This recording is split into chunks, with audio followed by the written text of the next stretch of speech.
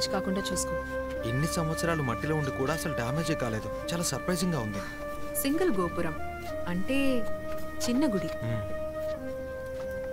లోపల డెఫినెట్ గా శిలాఫలకం ఉందనిపిస్తోంది. మనం ఇంకొన్ని స్ట్రక్చర్స్ రికవర్ చేసి ఇంకా డీటెయిల్డ్ గా రీసెర్చ్ చేస్తే దీన్ని ఎన్నేళ్ల క్రితం కట్టారో తెలుసుకోవచ్చు కదా.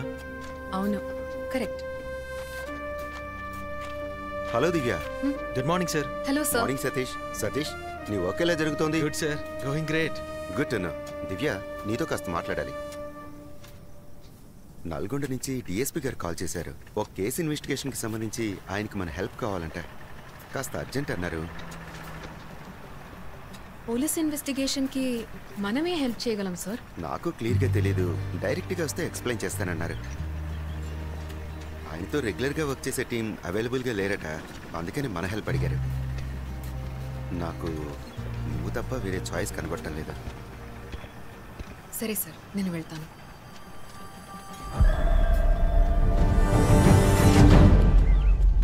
రెండు రోజుల క్రితం మన దేశానికి వచ్చిన ఓ ఫారినర్ ఫారెస్ట్లో ట్రెక్కింగ్కి వెళ్ళి మిస్ అయ్యాడు.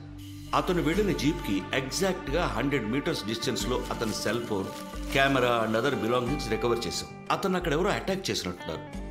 కొంత దూరం బాడీని లాక్కెళ్లిన మార్క్స్ కూడా కనిపించాయి. సస్పీషియస్ ఫ్యాక్ట్ ఏంటంటే అక్కడ అతని ఫుట్ ప్రింట్స్ తప్ప వేరే ఎవ్వరి ఫుట్ ప్రింట్స్ లేవు. క్రైమ్ సీన్లో బ్లడ్ మార్క్స్ ఉన్నాయి. ఫర్దర్ ఇన్వెస్టిగేషన్లో ఆ బ్లడ్ గ్రూప్ అతనిదే అని డిఎన్ఏ టెస్ట్లో కన్ఫర్మ్ అయింది. మరి అలాంటప్పుడు అతన్ని ఎవరు అటాక్ చేసుంటారన్నదే చాలా కన్ఫ్యూజింగ్గా ఉంది. ఇప్పుడు నేనేం చేయాలి సార్? విక్టిమ్ని లాక్కెళ్లిన మార్క్స్ ఎండ్ అయిన ప్లేస్లో అబ్జర్వ్ చేస్తే 10-15 సంవత్సరాల ముందు అక్కడ ఒక ఊబి ఉండేదని జియోలాజికల్ రికార్డ్స్ కూడా కన్ఫర్మ్ చేశాయి. ఒకవేళ అతను ఊబిలో పడిపోయాడా లేదా అన్నది తెలియాలి. ఎందుకంటే అక్కడ మట్టిని తవ్వినట్టు ఇంప్రెషన్స్ రికార్డ్ అయ్యాయి. సో ఆ ప్లేస్ని తవ్వి చూడాలని డిసైడ్ అయ్యాం. ఒకప్పటి ఊబి కాబట్టి సాయిల్ లూజ్గా ఉందా, హార్డ్గా ఉందా, ఏదైనా రిస్క్ ఉందా, మట్టి తవ్వచ్చా లేదా అని మీరు చెక్ చేసి చెప్పాలి. వీలైతే పక్కనే ఉండి మానిటర్ చేస్తే మరీ మంచిది. మిస్ అయింది ఫారినర్ అవ్వడం వల్ల ఎంబసీ నుంచి ప్రెషర్ ఎక్కువగా ఉంది. ఈ ప్లేస్ ఎక్కడుంది సార్?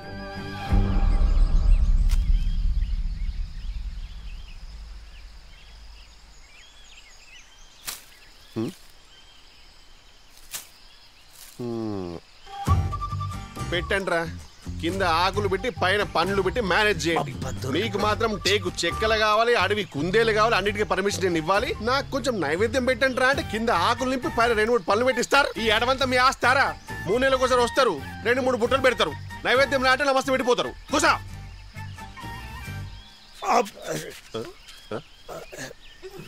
తైతక్కలేంట్రా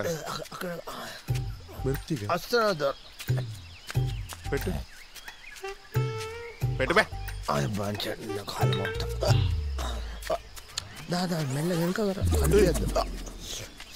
ఏమరా బాటిల్ సైజ్ తగ్గింది అంటే ఒక మాట చెప్తే ఏమనుకోవద్దు దొరా. చెప్పు. మీరు జుర్రుడుకు కొండలు కాదు గుట్టలు కూడా సరిపోతారా? ఆ తేనెటీగలు ఎంత నేరుగుతాయి మీరు చెప్పలేదురా. అవునా కదా? నువ్వే వెనకాల ఎవర్రా?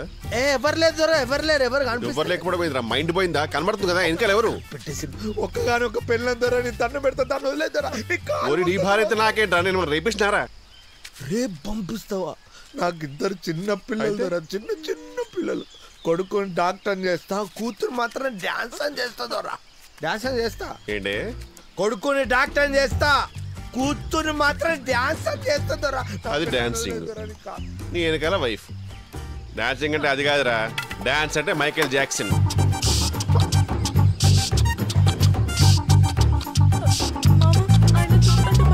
అది చెప్పండి సార్. ఆఫీస్లోనే ఉన్నా. రానివ్వండి సార్. అక్కడ మీరు ఒక్కరే సిన్సియర్గా డ్యూటీ చేస్తున్నట్టు, ఇక్కడ మేము ఏసీ రూమ్లో ఎంజాయ్ చేస్తున్నట్టు. సార్ మీరు మాత్రం ఇంటికి వెళ్ళేటప్పుడు కట్టెల కలెక్షన్ తీసుకుపోతారు. నేనేం తీసుకుపోతాను తెలుసా? ఓ 50 జలగలు, 40 నత్తలు, 2-3 పాము కాట్లు కూడా తీసుకుని పోతారు ఇంటికి. అరే పట్టపగలే అడవిలో తిరగడం రిస్క్, నైట్ టైంలో ఇంకెంత రిస్క్ అని తెలుసు. అప్పటికి చెక్ పోస్ట్ లో రూల్స్ పెట్టి చచ్చాము. ఎవడు ఫాలో అవుతున్నాడు?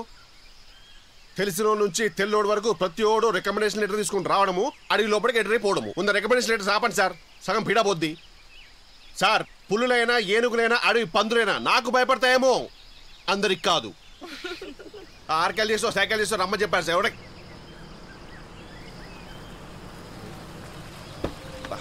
ఈడ మళ్ళీ వీడి ఎక్స్ప్రెషన్స్ ముందు ఈనేసేయాలి పోలీసు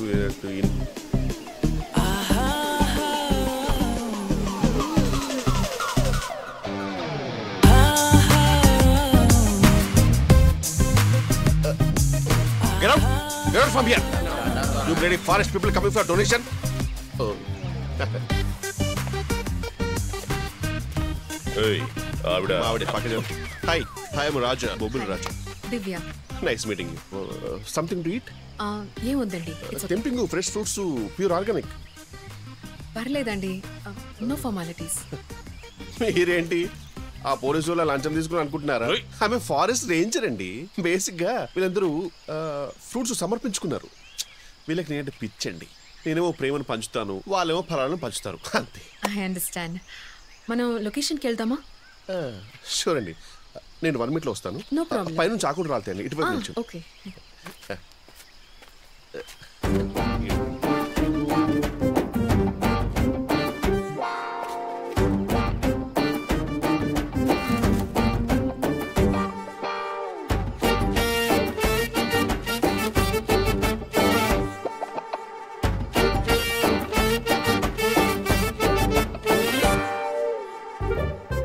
ట్రై చేస్తున్నాడా కానీ రాని ఈ బొబ్బిలి రాజాదేరా.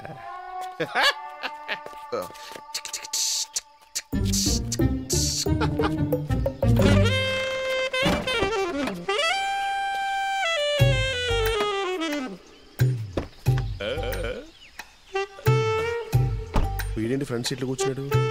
వీళ్ళ సొల్లంతా వెనకాల కూర్చుని వినాలా? తగ్గేదేలే.